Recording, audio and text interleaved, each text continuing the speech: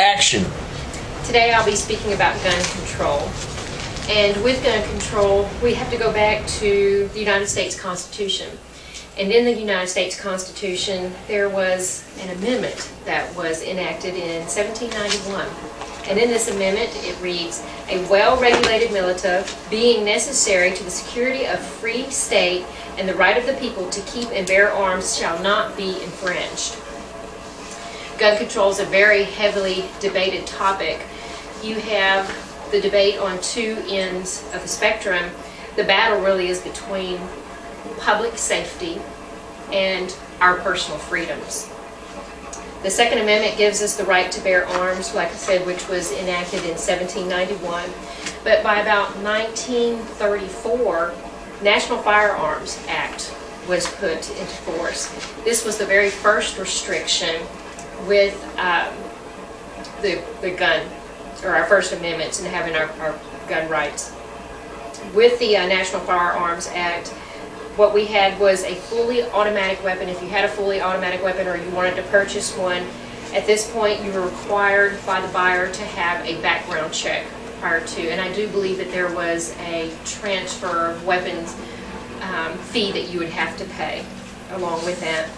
By 1938, there was the Federal Firearms Act. This required gun dealers to actually have a license to deal. By 1968, there was a federal act, gun control, which banned felons, the mentally ill, from buying guns and or mail order guns.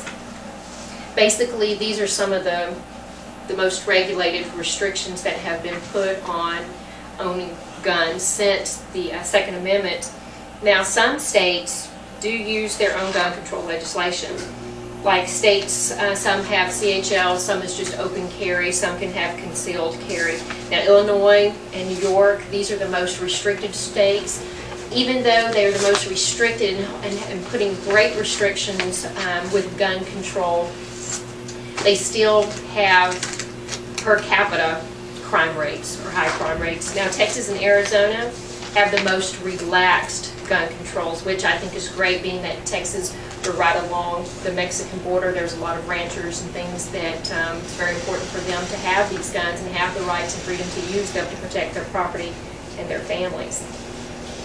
Now, there are two basically broad groups that argue this debate. You have your liberal views, and the liberals, their reason for stricter gun control is they feel like it's unsafe for our society to have guns. We could hurt ourselves or others. We're too stupid to know how to use the guns.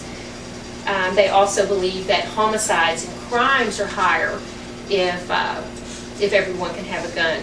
You can go in the kitchen and get a knife and hurt somebody if you want, honestly.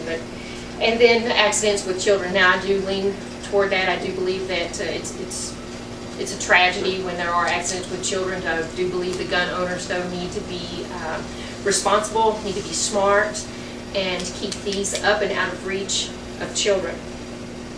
Now, the conservative views, basically, they do believe that an armed society is a polite society, and that is a quote by Robert Heinlein. Also, conservative views, defense against criminals. If you have a weapon of sorts, you have an opportunity to defend yourself against a violent crime. Also, it helps to protect your property and from tyrannical governments. Now, my reason for gun control, I don't believe in strict gun laws. I am pro-gun. I don't like gun restrictions. The reason why I don't like them, I believe that we all have the right, we should have the right and freedom of property such as guns to protect ourselves. I believe it's a slippery slope. If you remove that right, what other rights can they remove from you? Number one, I believe that I need protection from tyranny of government. Don't think for a second that if we are all unarmed that we basically as citizens can't be overthrown.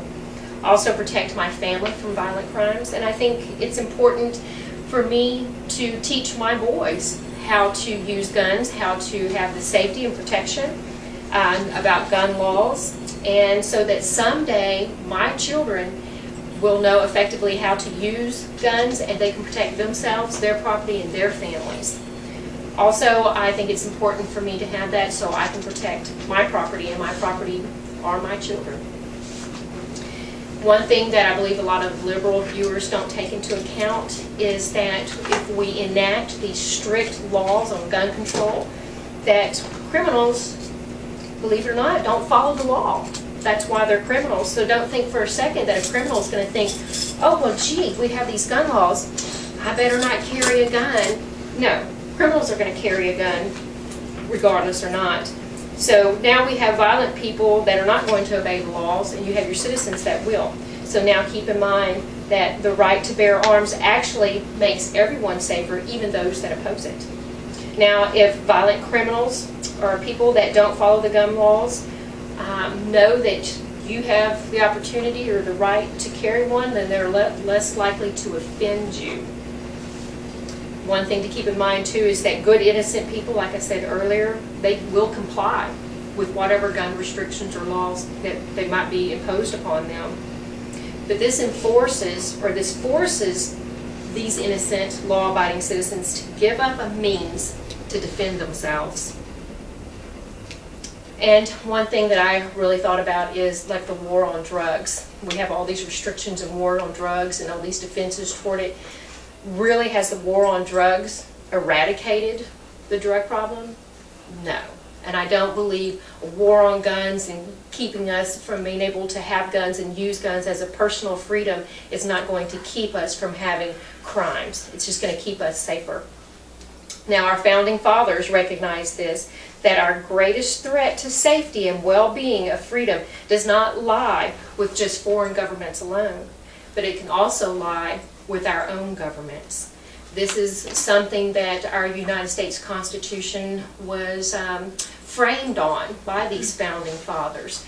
They wanted to make sure that each individual had a certain amount of sovereignty against their own government if the government tries to overthrow them. And there again, just keeping yourself safe, your property safe, your family safe. Now, I know in the state of Texas, we do have the opportunity to carry a gun in our vehicle if you're traveling, and there really is no distant requirement to the traveling. And if you have run into trouble, at least you have that opportunity to protect yourself. So, in closing, I just wanted to make sure that everyone is understanding that we have this opportunity at this time to have this personal freedom, have this right, and let's stay free. Thank you.